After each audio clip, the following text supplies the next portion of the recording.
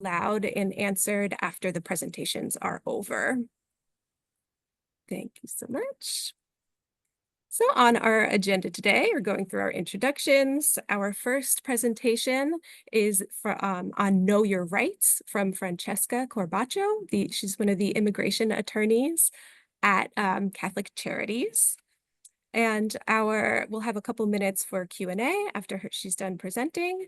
And then we will hear from Tanisha Castellanos at People USA on the new Ulster County Crisis Support Center. And after that, we will do a short stretch break to get us moving a little bit. This follows healthy meeting guidelines. Any meeting that lasts over an hour, you should really get up and move a little bit. Then we'll go into our facilitated networking session where you can share your organization's upcoming program or event. We'll be closing out. All right. And without further ado, I introduce Francesca Corbaccio. I will stop sharing my screen so that she can share hers. And we thank you so much for being here today. Hi, everybody. Thank you so much for attending. There's a lot of folks here. This is amazing. My name is Francesca Corbaccio. I'm a supervising attorney in the immigration. I practice immigration law for Catholic Charities. Been practicing immigration law since about 2018, specifically in the upper counties of the Hudson. So it's great to be here. Catholic Charities is expanding its programming in Ulster, where we are offering free legal consultations. We're taking on a limited number of cases for direct representation and also placement with a growing core of pro bono volunteer attorneys. If anybody is an attorney or happens to know one who may or may not have any experience in immigration law whatsoever, we are willing to work with them. So please tell your friends and colleagues. I am going to go ahead and share my screen and let me know if that was, have I achieved success? Success. Yes. Thank you. Excellent. Okay. So what I'm going to be talking about today is a very brief version of a much larger presentation that I usually do about how to understand your rights and your clients' rights, community members' rights in a variety of contexts. The first thing that I want to stress is that this is for informational purposes only. I'm not giving individualized legal advice right now. So if there are questions about a specific case, that would be more appropriate for the actual client or potential client to come in and do a legal consultation with me. This is solely to update folks on the state of the law. It's super important also to understand that it is not my intention or Catholic Charities' intention whatsoever to teach anyone how to evade the law or evade ICE. That's not what we're doing here. We're teaching folks how to protect their rights under the laws of this country as they stand right now. So, bulk of this is going to be about what to do in ICE encounters. ICE can frequently be identified by vests that say police or ICE. They can have DHS logos, Homeland Security investigation logos. Sometimes, very honestly, they just have very generic flak jackets, bulletproof vests on that say police. And this is one of the things that people do need to be cognizant of, and I will get a little bit further into that. The way that folks get identified by ICE are through something called the Secure Communities program. It's a data sharing program. Different law enforcement agencies can collaborate with them. Most of them do not in New York State. There are New York State laws that protect against that. There are a couple of exceptions that we'll get into a bit later. And my clicker's not quite, oh, there we go. Okay. My clicker wasn't clicking for a moment. I feel better now. Obviously, if somebody who is not a citizen comes and goes, so for example, a green card holder or someone on advanced parole comes and goes from the United States, they will be identified either at a border or at a port of entry when they present. We've heard many instances of green card holders being taken for secondary examinations anyway. So that's something that is happening now and that our clients and our neighbors can expect. And finally, kind of goes without saying, but if an immigrant does file any sort of application with immigration, with the branch of immigration called U.S. Citizenship and Immigration Services, USCIS, they will be fingerprinted, they will be photographed as part of the application process, and ICE has access to that information with a few exceptions. So, what does an ICE arrest look like? What kind of tactics do they use?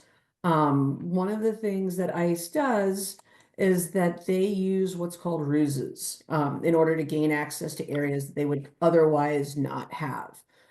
Essentially, they lie, and it's not like a few bad apples lying. This is part of their sanctioned policy. They are allowed to misrepresent who they are unless and until they're directly asked. They have been known to say we are the police, even though they're not the police. Anecdotally, in this area, we've heard of ICE pretending to be, for example, animal control officers and saying, oh, there's a raccoon in the area, so your neighbor saw it go into your basement. Can we come in? All of these things are to get somebody to open the door of their home and allow them access where they would otherwise legally not have the right to be. If you are encountered by ICE, it's very important to explain to our neighbors and our clients, don't sign anything, particularly if it's in a language that you can't read. But in general, just don't sign anything. You don't have to sign anything. You don't have to answer questions. You can request, to contact your attorney. I am questioning this forward thing. Okay. I don't know if this is going to work. Have we got it? There we go. Okay. I'm sorry, I don't know why that's being a little fussy today. So other places that folks need to be aware of how to protect their rights, for example, are in public, where a lower standard applies. I am going to just click through all of this rapidly, and then we'll talk about it because I don't trust my mouse at this point. So, in public, ICE can only arrest a person if they have what's called probable cause, that a person is without status or is deportable. Little bit different in most of New York State because we are technically in a border zone here. A border zone is anything within 100 miles of either a border or a coastline. Most of New York State is actually in a border zone. So in public, that standard is usually reasonable suspicion, which is a little bit less than probable cause. For anybody who's old enough to remember stop and frisk, it's basically the same standard as reasonable suspicion. But if somebody is, okay, so this is what it was within everyone's rights to do, okay? You are absolutely entitled to say, am I free to go? If they say yes, say, I don't want to answer your questions. I'm not speaking with you. I'm not showing you anything. I'm leaving, okay? If they're being detained, well, they're being detained. You can still assert your right to remain silent. That is your right. Now, I think one of the things that I personally struggle with, I'm gonna have to stop being so wordy in a minute, but this is super important. I personally struggle with is I'm operating, even if I am confronted by an ICE officer who wants to be intimidating, which they could be, I'm operating from a huge position of privilege, okay, based on who I am, my status, based on my appearance, right, as a middle-aged white woman. I am coming at this from a privileged place. And when I talk to community members, I really try to stress, you're going to have to make this assessment. How much do you assert yourself versus how much do you protect your physical safety? Okay, because the last thing you want is to be hurt or killed by an officer, because nothing's going to bring that back. So it's something that we should think about. And this is where, folks like us can advocate for our clients and for our neighbors and really, be potentially empowering allies to help folks. So that being said, okay, there we go.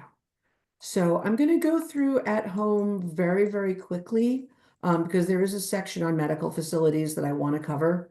But essentially, when ICE comes to a person's home, regardless of their citizenship status, their access to that home is protected by the Fourth Amendment, regardless if they're here with documents or not, or illegally or anything like that. They have a right to be secure in their home. There's two ways that ICE can get in. One is with a warrant that's signed by a judge that has somebody who's inside's name on it, and the other is with that person's consent. That consent can be imputed, can be assumed by the ICE officers by something as simple as the person opening the door, even a tiny little bit.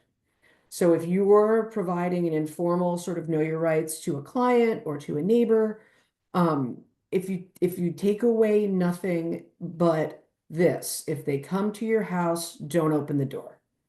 If they have a warrant that's actually signed by a judge, which they almost never do, they don't need your consent to come in. If they're knocking and asking to come in, it means they don't have that. Okay. Now, what they could have is, there we go. Okay, so this is a judicial warrant. And this is where folks like us can be super helpful. Okay, we're fluent in reading and writing English. This is an advantage that most of our clients and neighbors don't have. This is a judicial warrant. It's going to say United States District Court at the top. It'll either say search and seizure warrant and have an address, or it'll say arrest warrant and it'll have an individual's name. It will be signed at the bottom by a judge. Okay. Spoiler alert, ICE almost never has these. Like almost never, ever, ever. What they do have is this. This is an administrative warrant. The differences are it will say U.S. Department of Homeland Security on the top. You know, it very conveniently says warrant for arrest of alien. Another one of my least favorite terms. And it's going to be signed by an immigration officer. Okay, these are only good for one thing. They are good for intimidating somebody who isn't aware of their rights into opening the door. Okay, this is not worth the paper it's printed on, except when it comes to scaring somebody into giving consent for ICE to enter their home, or into a private area of a business, which is kind of where I want to go next with this. So, I'm sure you've all heard the new executive orders, and I'm sorry for flashing through that so quickly, but I just wanted to make sure it works. That say that ICE is now allowed to arrest people within sensitive locations, such as hospitals, schools, and churches. We haven't seen a lot of that yet, and actually, Physicians for Human Rights on March 13th distributed a very helpful guide for healthcare providers and hospitals to use to sort of protect both their information and their clients and their patients. So the first thing that you need to understand is that healthcare providers do not have an obligation to inform ICE about a patient's immigration status.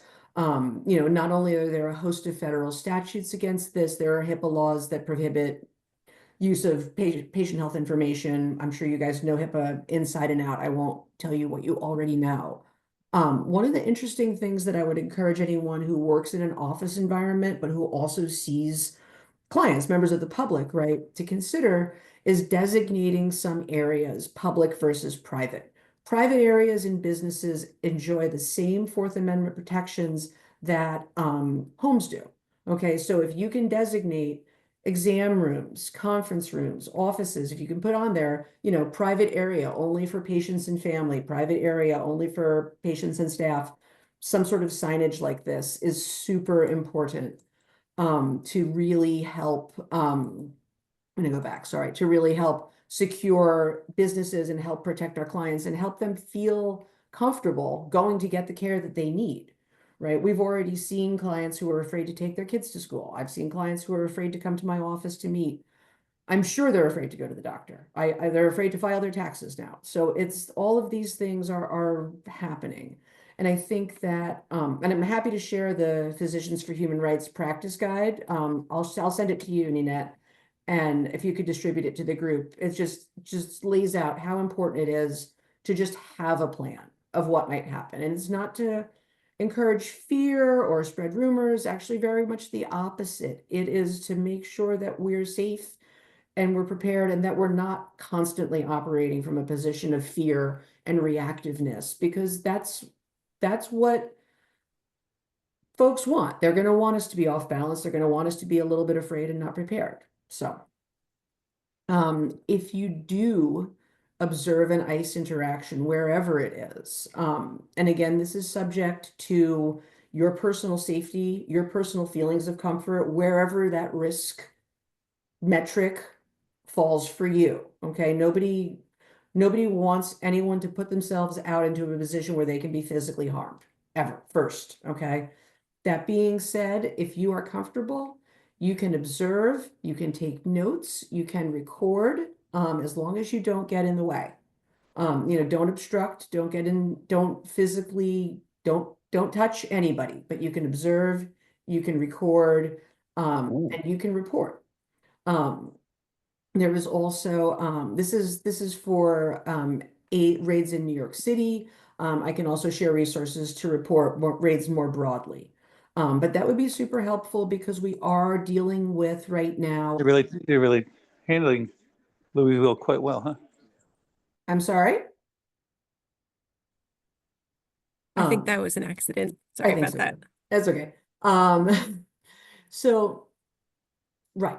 So I mean, and doing that is going, it's going to help create a record, which is really all that we can do. Okay, we don't work for the government. We don't have the power of, an entire paramilitary force and billions of dollars, but we can do what we can do to help protect ourselves.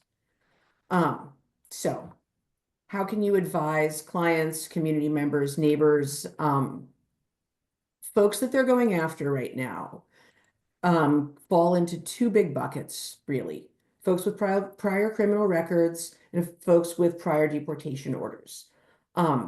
If anybody has a criminal record, they should be carrying the certificate of disposition, the final outcome of that record. Okay, if they got pulled over for something and it ended up becoming nothing but a driving without a license, you want to have that disposition present with you. If you have a prior deportation order, you are at very high risk currently of being deported and you will not get to see a judge again. Okay, so these are things that people need to know. Oh boy, okay, I have like 3 minutes. So, important thing is making people aware that a criminal record is a criminal record. It includes a DUI. It includes DUIs that are more than 10 years old. It includes DUIs that have gone away. If you're an immigrant, it never goes away. And this is something that I have to beat this drum very, very loudly to many clients, particularly folks who've been here forever. We need to take that seriously, and folks need to be aware that this could place them at a heightened risk of deportation. Okay. An alien number, an A number, is a unique identifier that's given to everybody who has interactions with the immigration system.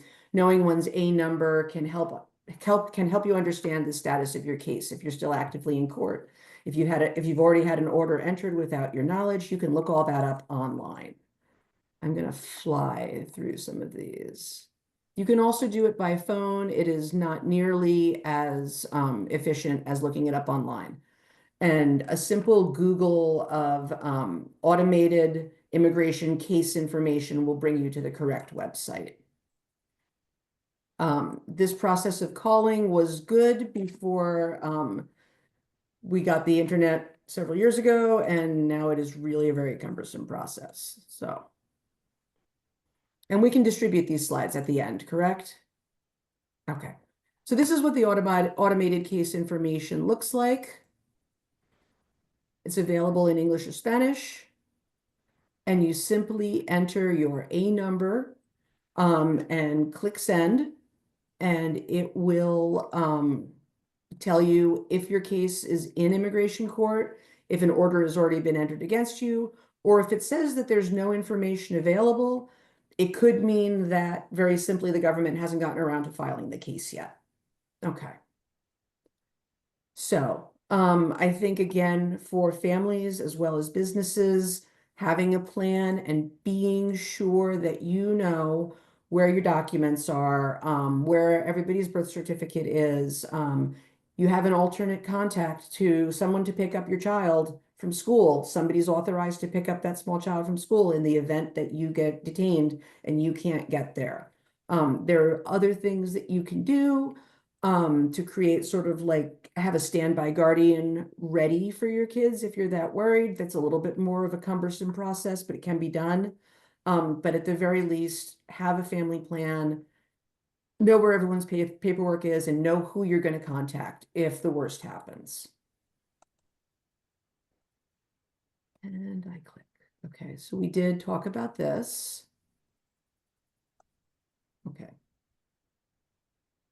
And I think I just came in within a minute of being on time. I am extremely proud of myself. So as I said at the beginning, these are some of the services that Catholic Charities offers. And you can contact the Kingston office at this number, 845-340-9170, extension 3000, if you know anyone who needs a consultation. I do a much longer version of this that's actually a lot easier to do. If anybody in their organizations has a need for that, we can gear it so that it's a little bit more community-based. We can do this in English or in Spanish. And we want to be available for the community for that, in addition to the legal consults that we're doing. So I will open it up if anyone has any questions. I have a question. Okay. If it's a situation where a parent is not a U.S. citizen, but the child is a minor Mhm. child, Mhm. and for some reason the parent gets deported or, taken or whatever, does the child automatically go with them, or how does that work? So it depends on a number of things. The child does not necessarily have to go with them. I alluded to it earlier. There are documents that you can file in family court to designate another person, preferably someone with some kind of status here, as a temporary guardian, as a standby guardian, to exercise parental rights while the family figures out what's happening. Certainly families would have the right to decide whether, to do that or whether their child would go with them. Now, I don't know that the government would necessarily facilitate that, right? Like that's going to be something that families are going to have to figure out when it happens. But I have not, if the question is, are they mandatorily deporting US citizen children? But the answer is, to my knowledge, no. Thank you. Sure. Oh, and I'm not looking at the chat. I'm sorry. No, that's quite all right. There was one question I saw about sharing these resources. And I said, well, of course, share the presentation and that you have some handouts that we can also email out. Yep, Correct. absolutely. And I'll send you the PHR, Physicians for Human Rights Practice Guide as well. That would be great. Yeah. And we have handouts in Spanish as well, geared towards community members. Perfect. Very good. Yeah, we actually sent them out to our listserv, the Healthy Ulster Google group. So everybody should have gotten that in English and Spanish from Catholic Charities a while back when we were planning this meeting, but we will send them again. And I just wanted to comment that I feel really shocked that there's so much deception going on. You know, when you showed the two pieces of paper, I could see how very confusing that would be to be able to recognize the right one versus the wrong one. And I just feel really sadly that there's so much deception and it makes it very complicated for people to really understand their rights. But I heard you say, just basically don't open your door. So I love that point. And I guess It's the one golden takeaway. Don't open the door. yeah, but so the question is, if you don't and they do have the right document, are they going to like kick in the door or what does happen? If they have a judicial warrant to search a place or to arrest a human being, they will come in regardless of whether or not you open the door. Yes. But again, they almost never do. If they do and they have it for some sort of outstanding, criminal fugitive warrant or something like that, then that is what will happen. Like I said, they almost never have this judicial warrant. Like it's very, very rare, absent some underlying criminal situation. But yeah, it's been a policy and practice of ICE for many, many years. This This is not new post January 20th. Let me put it that way. They've been engaging in ruses and deception for quite some time. Thank you for this information. We I- really learned a lot. I have another Awesome. question. So, if they come on your private property with an administrative warrant, you don't open the door, but are they required to vacate if you tell them you're now trespassing on private property? Are they obligated to leave? So they should. Now Mhm. we're kind of getting in the weeds on this, but so depending on the nature of the property, there's an area immediately around the home that's called the curtilage. The curtilage is defined as sort of like anything that is the immediate area around the home. So like the front porch, if you have a gate somewhere, certainly anything behind the gate. Interestingly, hallways in apartment buildings are considered part of the curtilage, and I should vacate if they're asked to. What about a private home, like where you have several acres of land and the house is in the middle of it? Outside of the curtilage, you would have a hard time getting them off. Mhm. But you should be able to assert your rights and say, this is my property, I need you to leave. Thank you. And then just to clarify also, for those of us who work in places that are open to the public, you suggest having an area that is designated as private. Mhm. And that way that is kind of a safe space for people who might be being pursued by ICE.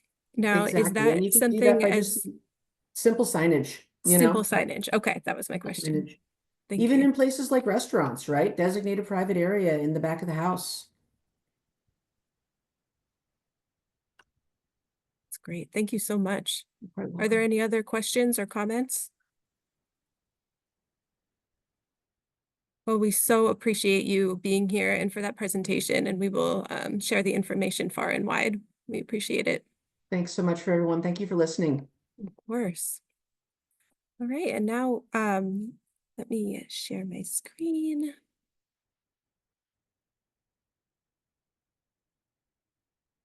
Here we go.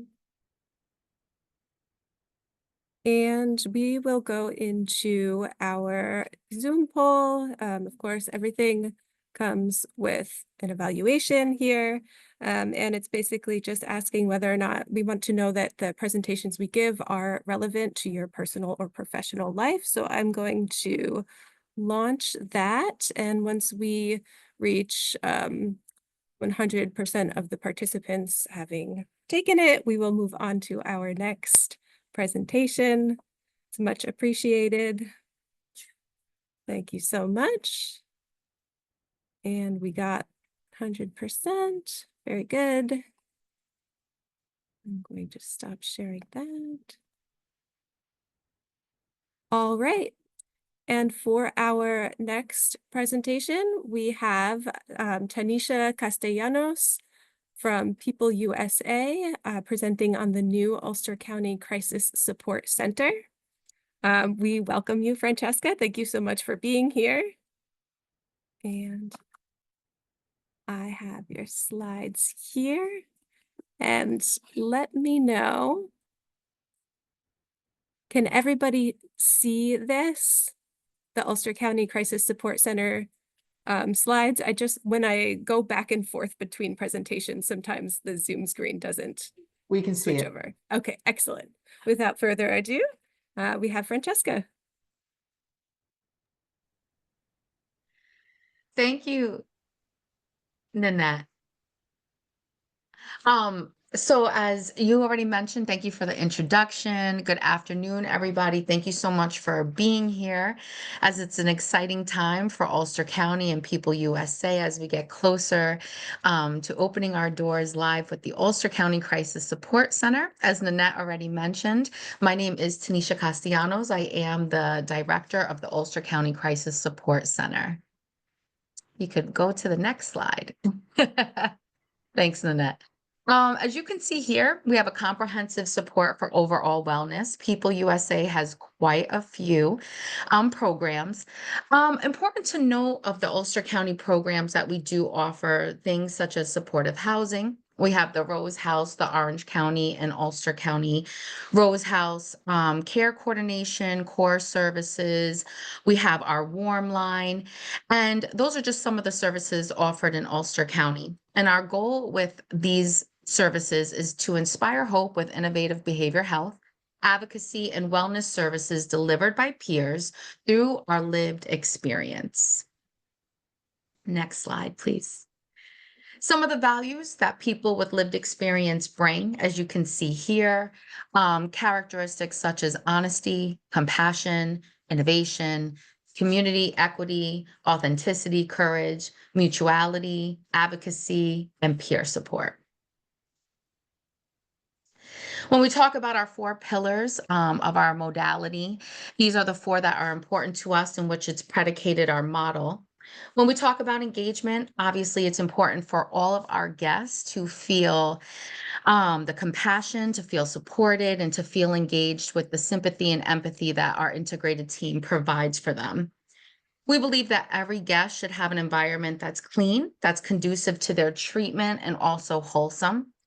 The mutuality speaks to the shared experience with the guest. There is no power play or detriment of power. We're all on the same level and sharing that shared experience with each guest that comes to our doors.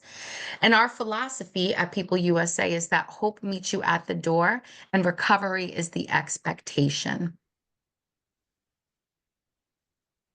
As we can see here, it's pretty well known for us throughout, right, not just Ulster County and our state, but as we can see throughout the US, really that mental health is a public health crisis. Now, here are some statistics relating to Ulster County that we have for 2024. As you can see, there were 25 completed suicides, 346 total overdoses, and 29 fatal overdoses. We see this obviously, as I stated, not just as an Ulster County public health crisis, but as a statewide and also, nationwide health crisis. And we're thankful that we're putting in, diversions such as the Crisis Support Center to help with these statistics, as we know they are going down as of in 2025 with the concerted efforts that are being put forth. Providing a positive alternative. As we all know, statistics show that unfortunately, the number one provider of mental health services in the US are jails. Hospitals, psych ERs, and inpatient units often lack a trauma-informed and compassionate approach. I'm sure we could all share a story or experience, whether we have it ourselves or those of the population we serve, that have not had the best experiences in either of these environments that mentioned, and oftentimes describe them as traumatizing. So we like to offer a positive alternative that can meet the immediate need of the guests that we have come to our center. The Ulster County Crisis Support Center will be at the Center for Wellbeing, which is located at 368 Broadway in Kingston, New York. We are a 24/7, 365-day-a-year crisis response hub. People of all ages can connect immediately with our integrated team, which consists of substance use counselors, peer specialists, medical staff, and licensed mental health professionals. I think it's important to note for those of you that might know about the Duchess Stabilization Center, which is known as a stabilization center. This is the model used at that center currently, which is known as a supportive center. And an intricate difference is with the Ulster County Crisis Support Center, we are known as an intensive crisis center. The difference is that we will have additionally nurse practitioner services that will be available to our guests as needed.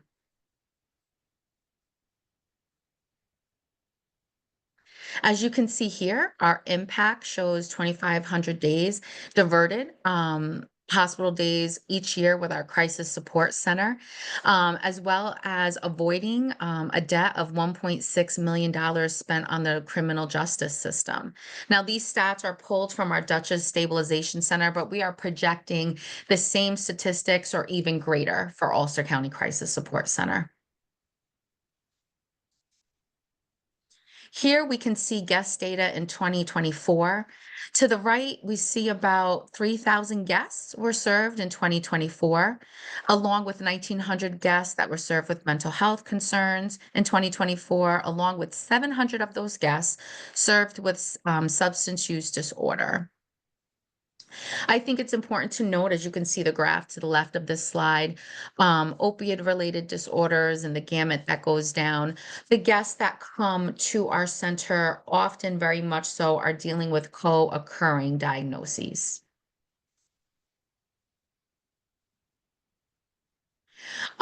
Concerning our youth guests, we to the right of this slide, we can see here in 2023, about 26% of our guests were youth.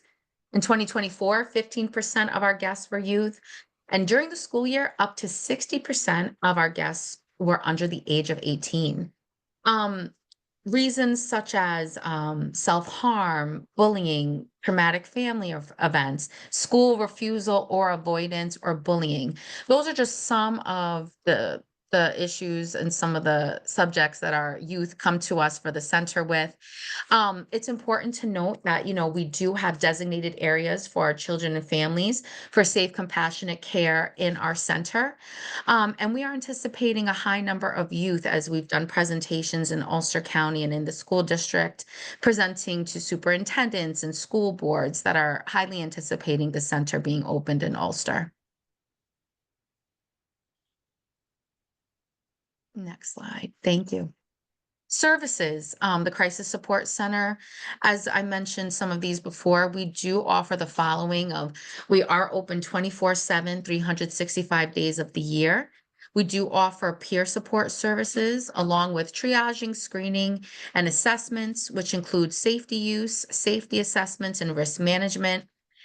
Things such as care collaboration with current providers, therapeutic interventions, including crisis counseling, psychoeducation, de-escalation and crisis intervention, peer support and observation, along with medication therapy, including emergency medication management and detox, aftercare planning and referrals to appropriate community resources or treatment options, along with follow-up support to ensure linkages to treatment and other resources are connected by our staff.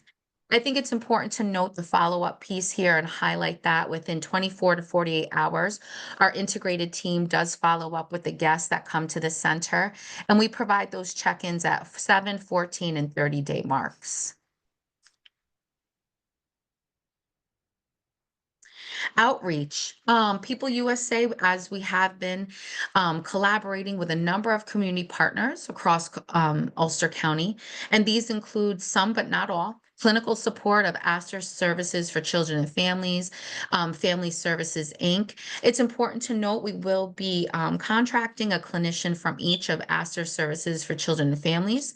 Obviously, that specializes in children and families clinical work, along with Family Services, Inc., as we'll be getting a clinician contracting with them as well.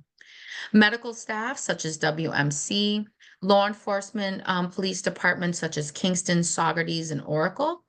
Schools, as I mentioned, the Ulster County Superintendent's Council, and behavioral health providers, such as Access Support for Living. Our outreach efforts, they're ongoing. We see them as not just being done now, but an ongoing basis so that our services are known throughout the county and beyond. And we want to do that to continue to promote the center, integrate into the county's system of care. And we'll continue to do that across the county to ensure that we'll be able to access, that all individuals will know and be able to access our services regardless of their location. Access for our services. The Crisis Support Center policy is that we have a no wrong door approach. All of our services are free and voluntary. They can connect with guests, with the center. We connect our guests with community resources and services as appropriate. One of the things that we highlight as well is a referral and appointment is not needed, but a warm handoff is always appreciated when possible. And as we know in this work, when we get a warm handoff, or the more information we get about a guest that's coming to our doors in our center, the better we're able to provide the treatment and the support that that guest may need.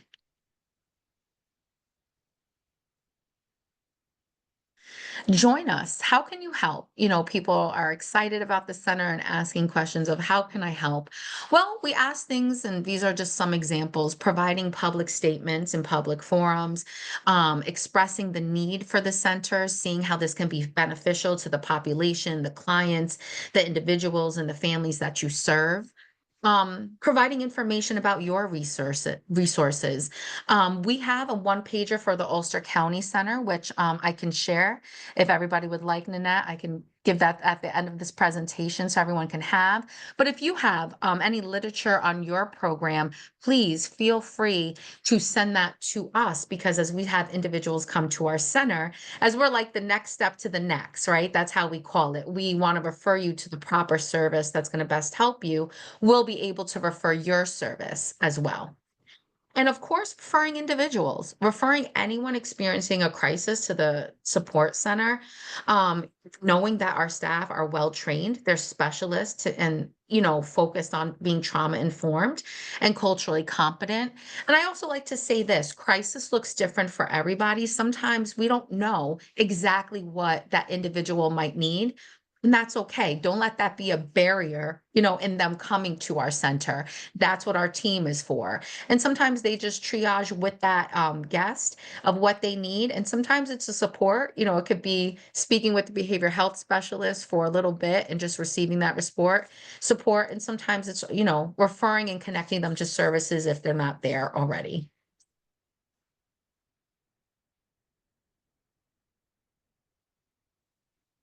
So I just want to take this time to say thank you to each and every one of you that were able to sit for this presentation. If you want to learn more about our cause, get involved, please visit our website. You can also follow us on social media or contact us directly by email or phone. To the right, you can see People USA contact information, such as our phone, our email, and our website. On the bottom, you can also see the social media linkages. As well, to the left, Ulster County, you can see the contact information, the phone, the email, and the website, along with their social media linkages. So thank you again, everybody, and we look forward to seeing you guys soon. Thank you so much. I will open it up to questions. I have a question, Tanisha. Two questions actually.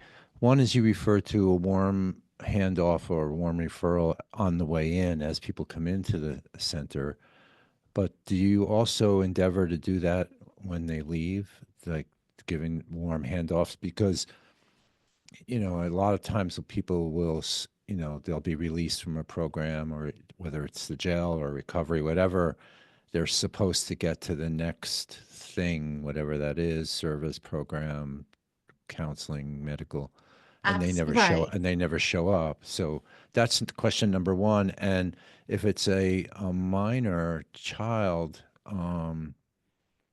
you just don't let them walk out the door, right? I mean, someone has to. I mean, if they're having problems at home with parents or others, then that's kind of a dilemma, is it not? Okay, so to answer both of your questions, thank you, Vincent. One, we appreciate, as you stated, the warm handoff to us, but the warm handoff also goes as they're leaving as well. And that's with the referral and the linkages that our team does. And we do that through having partnerships and MOUs with different agencies and resources and community you know, centers in the community. So that definitely is a two-way street, as we see that as a partnership.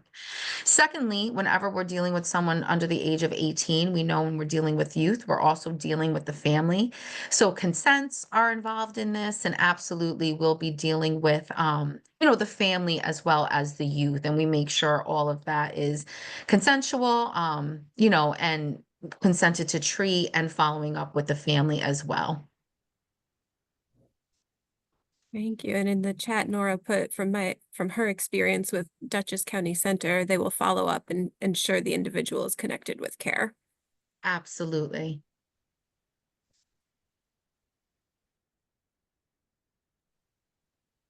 Any other questions?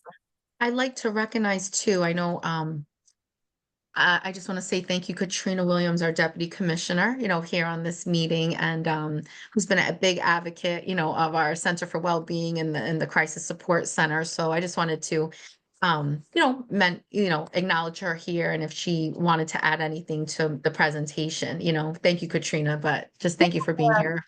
Of course. Thank you for the shout out, Tanisha. You're wonderful. I don't really have much to add. I'm happy to answer any questions folks have. We're so excited. I mean, we really bought this building here where I'm sitting at 368 Broadway with this crisis support center in mind. We're going to call it the Center for Wellbeing. We're really hopeful that it's going to be a hub where anybody can walk in, meet the good folks at People USA when they're truly not sure where to start or in a crisis, and that'll be the first step to the next step, whether that be the robust services that are throughout the building. For those of you who don't know, we have Samadhi here providing outpatient addiction services. We have Access Supports for Living has a walk-in mental health clinic, and their On Track program is here. And we're welcoming the Children's Home of Poughkeepsie, who are opening a children's clinic, hopefully by mid-year. So we've got a lot going on. And of course, the Department of Mental Health is on the top floor. And we're just so excited to see this building start to come alive, and lots of more, good things to come. I have a one pager of the vision of the building that I can put in the chat, and that might, provide some more information on some of the things that we're up to over here at the department. That would be great. Thank you. Thank you so much.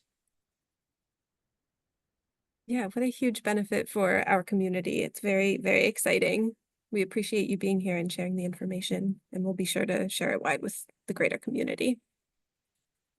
Absolutely. Thank you. And I can share the one pager for the Ulster County Crisis Support Center as well in the chat, as Katrina suggested, for sure. Very good. Thank you. Oh, and I see Robin has to hop off for another meeting. Thank you for stepping in. No problem. We'll be sure to share the information you posted at our networking session. In the meantime, to share my screen. Toggle back to the other presentation here.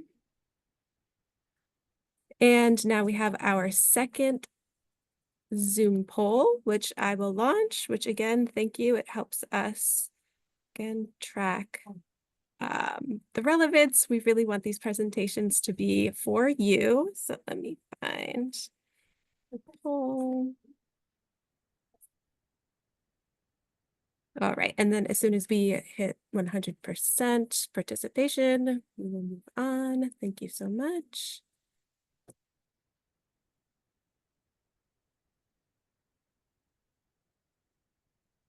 And let's see, we have a few more people to answer. Of course, sometimes people step away from their computers, and that's okay too, but very good.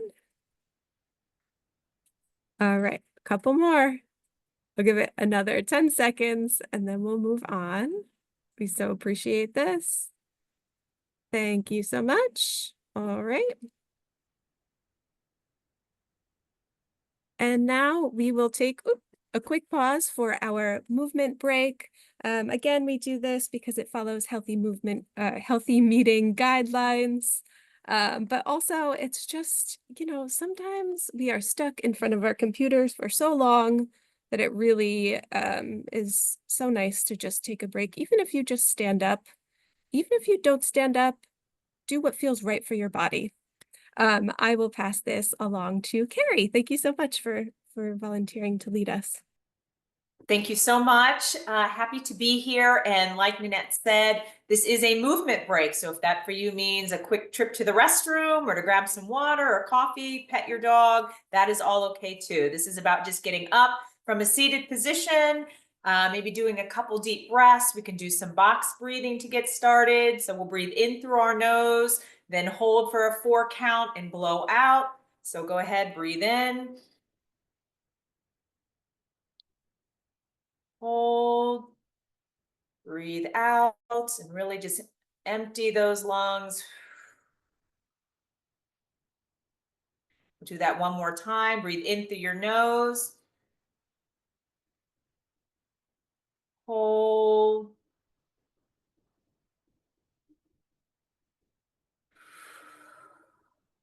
out through your mouth. Wonderful. Maybe a couple shoulder rolls going backwards. Really feel that stretch. Switch and go forward. Keep the breathing going. Put your arms out. Maybe a little stretch of your shoulders. Oh, feels so good. Switch. Very good. I really like this one where you take both arms back, really stretch out your chest there. Good. Reach forward. Awesome. You're doing great. If you feel comfortable, you can put your arms in the air, lean to the side stretch. Remember to keep breathing.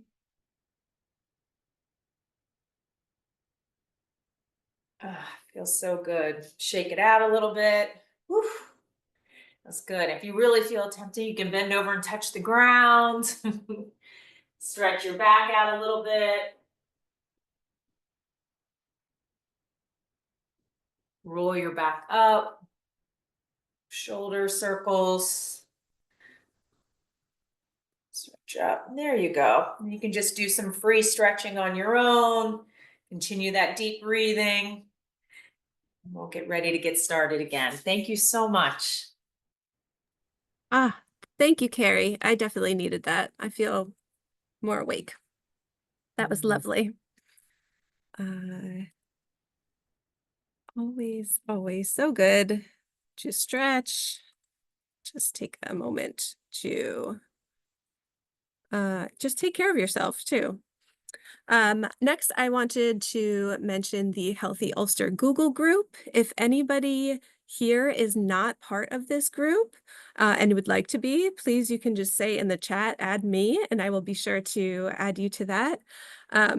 It's a really great way to share and receive the latest research briefs, program updates, and professional development opportunities. And then you can email the group directly once you are a member. And Stacy, would you like to share about Healthy Ulster Radio? Yes, thank you. So as you know, this show is listed on the screen with WBPM and WGHQ. If you want to be a guest, let me know, and you can talk about the latest and greatest in your organization. And it's very painless because it's pre-recorded, so you don't have to show up on Saturday morning. You will be interviewed on a Wednesday, and if you say something you don't like, it gets recorded in that moment. So not a lot of pressure there. And we are looking for guests for the rest of the year. So please let me know if you're interested, and I will look forward to scheduling you. So you can talk on the radio for about 30 minutes. Actually, it's more like 22 minutes, but it's short and sweet, and you'll get to reach almost 35,000 people. So it's quite a great opportunity for free promo. So keep that in mind. Thank you. Absolutely. Thank you. And I was on Healthy Ulster Radio, and I had never been on the radio before. I was so terrified. And it really truly was painless and really nice just knowing that you can have a do-over if you say something wrong or something you don't like. So, and that is recorded by Finn. And he's just very easy to talk to. Excellent host. And now we will move into our facilitated networking. Here you can briefly share your organization's upcoming program or event. Just a few general rules of engagement. I will call upon you to share, and you can state your name and organization, and you're going to share just like an event or program that you're really excited about. So it's not like an entire organizational overview. It's more about specific events and programs that are coming up. And you can share details like your website or program dates in the chat. So in general, we want to keep it short and sweet. Very good. So I will stop sharing. Very good. And I'm just going to go kind of in order on my screen. If you don't have anything to share, that's okay too. You can say pass. And if you think of something to share later, we'll come back to you. I will start with Christine. You are in the top of my screen, so.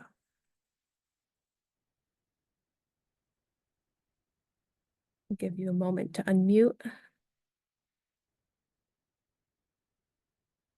And I know sometimes there's technical difficulties, so if we need to come back to you, that's okay too. No, it looks like you're working on the unmuting, which can be very tricky if you have multiple screens too.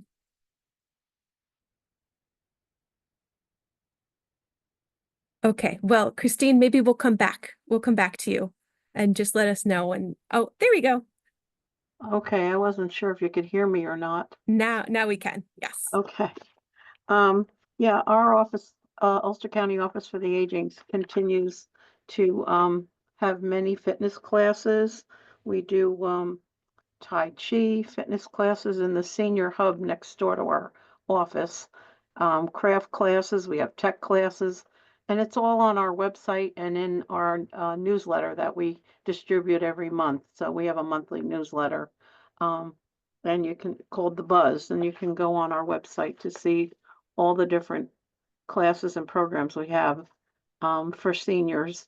And there's quite a few lunch and learns that we're scheduling for this year. We do movies at the Rosendale Theater, and they'll all be advertised in our newsletter each month, so you can check it out on our website. We have quite a few seniors that love to do all these things, and it's fun as well. So that's Sounds it. super fun. Thank Thank you. you. And next I have Emily on my screen. Hello, everyone. I'm Emily Flynn. I'm the Director of Health and Wellness for the City of Kingston, and I coordinate the Live Well Kingston Commission. I'm going to use my time today to, in the link in the chat is a link to our Grow Well meeting flyer.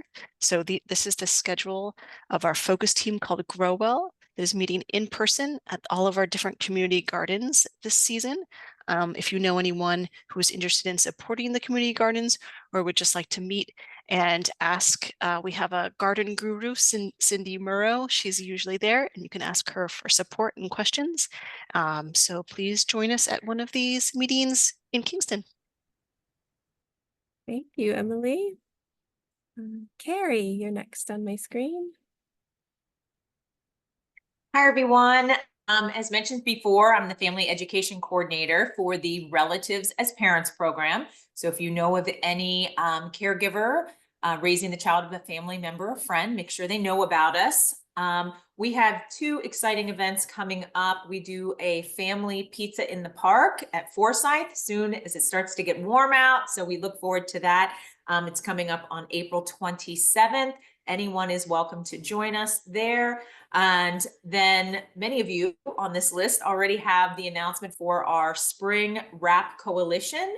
It is a group very similar to this. Any organization in or agency in Ulster County that would also serve WRAP families, the adults, children, or both, are welcome to come share the good work of your organization. We provide a continental breakfast, and it's a really fantastic networking event. That is coming up on May 15th from 9:30 to 11:30 in the morning. And again, if you're not already on the list and didn't get the save the date, just send me a quick email and I'll be happy to add you to the list.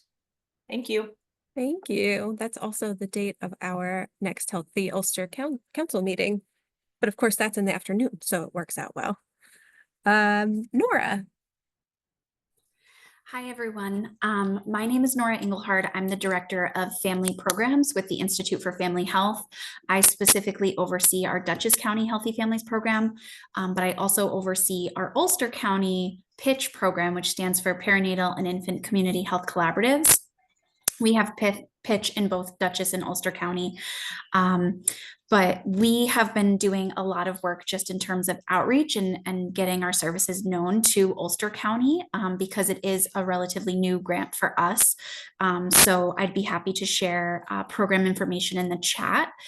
We've also partnered with a community partner called Mid-Hudson Chocolate Milk to be able to distribute lact packs and lactation supplies and menstrual supplies to families within the community, whether or not they are enrolled in our services.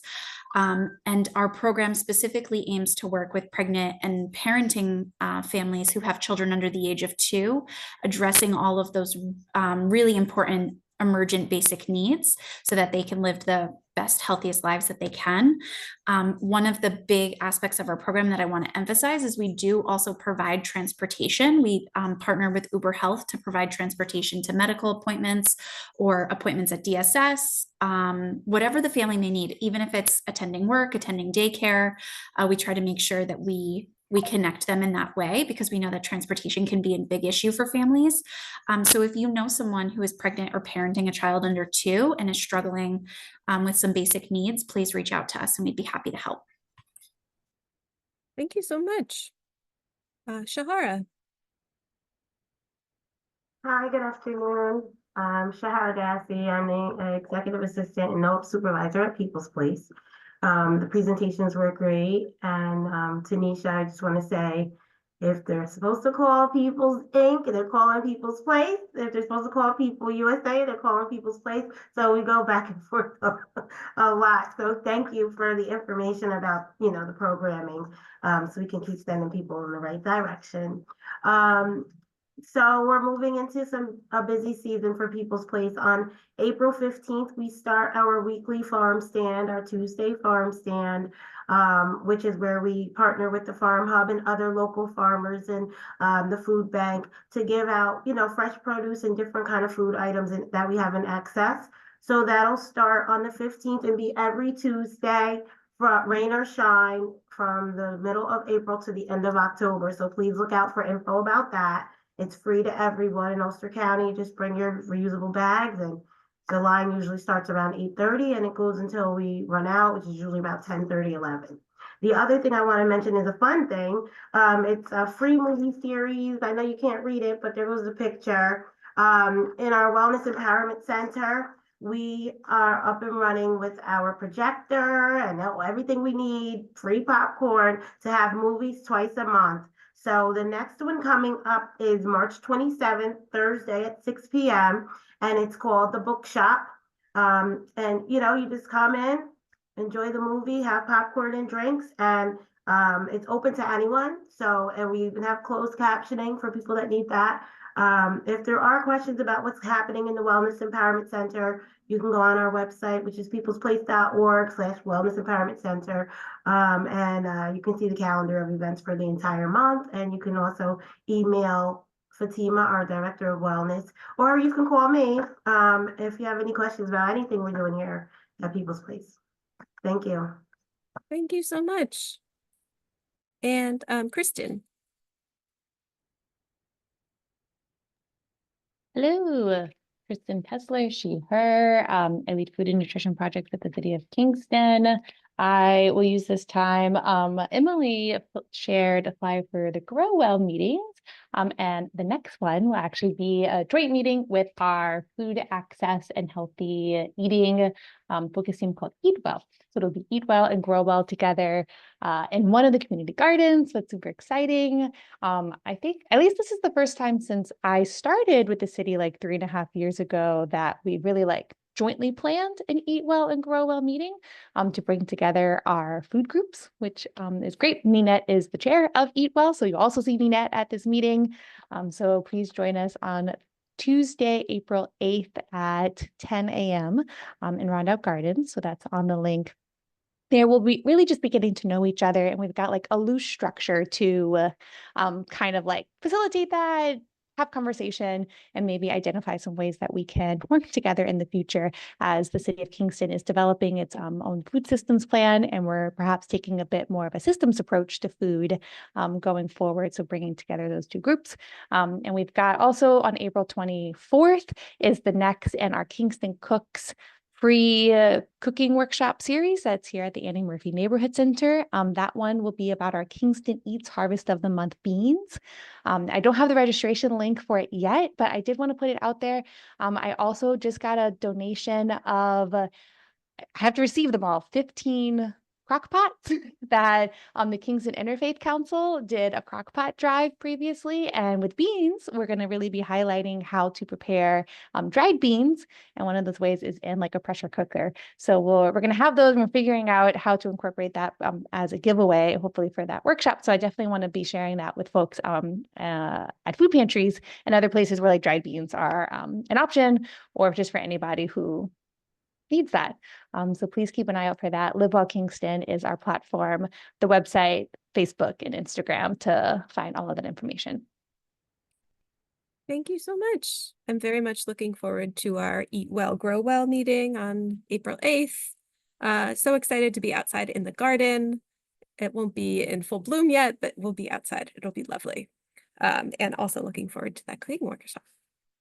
And next, Tanisha, do you have anything else you'd like to add? I know you were presenting, but there might be other things you'd like to share, perhaps. Sorry, I had to find the little audio button.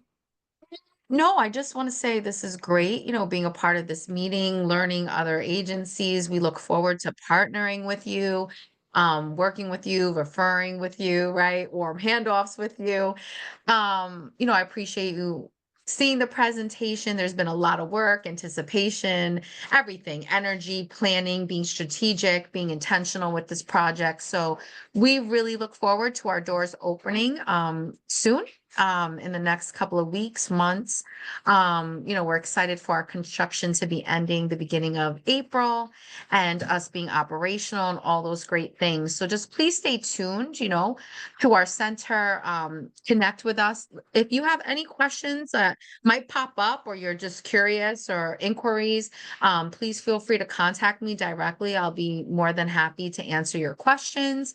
And you can send your information as well of your programs.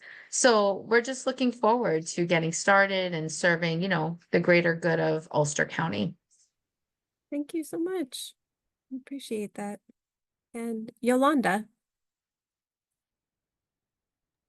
Hello, good afternoon. Yolanda Brewster from the Ulster County Department of Health, Public Health Supervisor. We are continuing our immunization clinics twice a month, the first and the third Wednesdays of each month by appointment, only for underinsured and children without insurance. So we also do VFA for a few of the vaccines also. Great. Thank you so much. Stacy. Hello. So we do a lot of clinics for, she just said immunizations. The VFA is for adults, but we also provide TB clinics and STD clinics. These are mainly for the same population without a medical home. But maybe people don't know about our rabies clinic, and that's not for people. That one is for your pets. And we know that everybody is struggling right now. It just feels like the economy is really hard right now. So everything's getting more expensive, and we want people to be able to afford taking care of their pets. So we partner with the Ulster County SPCA to have a no-cost rabies clinic for ferrets, cats, dogs, you name it. You can bring multiple. And the clinic is coming up April 2nd. I did put a link in the chat there. It's really an ugly long link. I apologize for that, but it takes you to our Ulster County Department of Health Facebook page where you can please share that information so your clients can get there, because we know it's really hard to just get in the door at a vet office these days. So we hope that people utilize the service. One little tip is that you don't have to get there right at the beginning of the clinic at 11. So I am there and I see what's happening.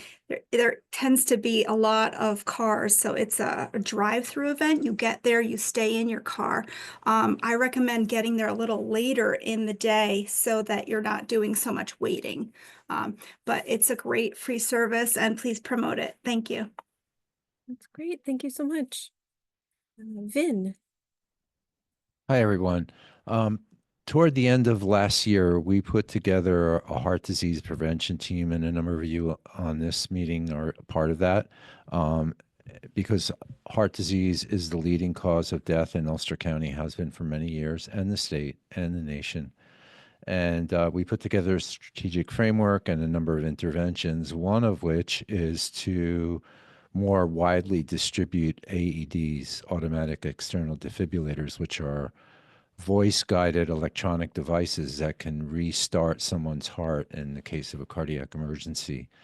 And so we negotiated discounts for 6 different units at different price points from 2 different vendors to make those discounts available to any organization in Ulster County that would like to contact them and take advantage of those discounted prices. And we also can set up free training for how to use the AEDs and also CPR training that's available. These both available from our Sheriff's Department.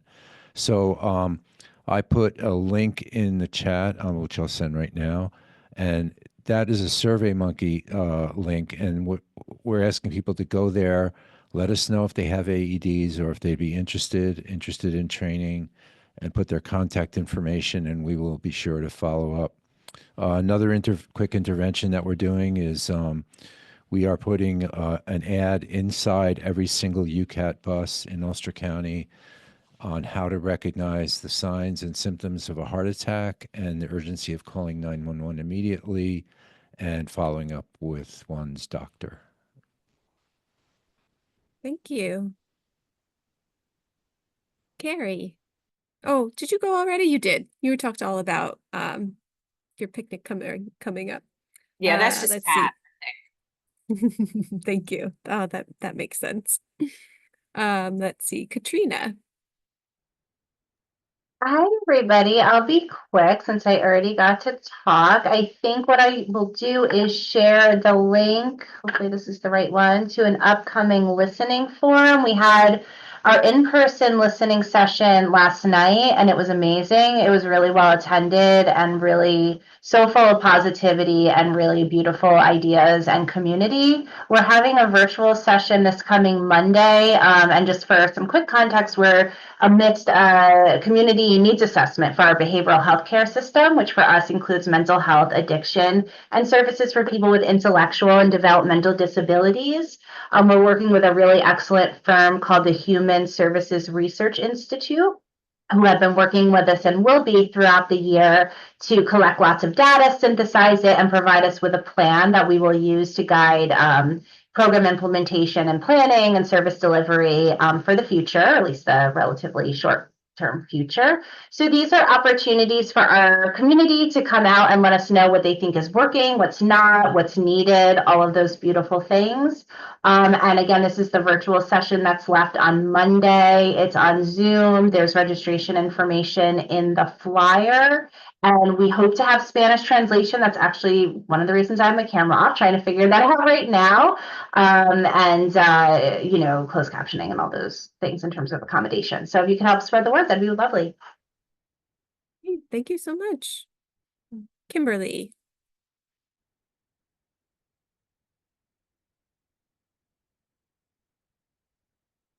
Are you there, Kimberly? Might have stepped away. Let's see, did I miss somebody? I think we got everybody.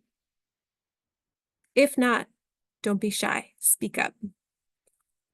All right, well, thank you so very much for attending. We just have a few closing remarks. Oh, and the Zoom poll. Let me launch that really quick. We appreciate this feedback, very simple.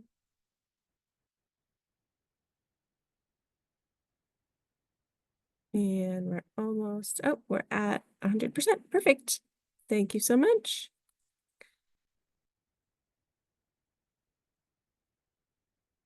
And our next Healthy Ulster Council meeting will be held on Thursday, May 15th from 2 to 3:30 p.m. You can visit these websites to learn more. And if you have any questions at all, don't hesitate to reach out. This is my contact information as well as Stacy's. And thank you so much. We really appreciate you being here, and we hope to see you in a couple months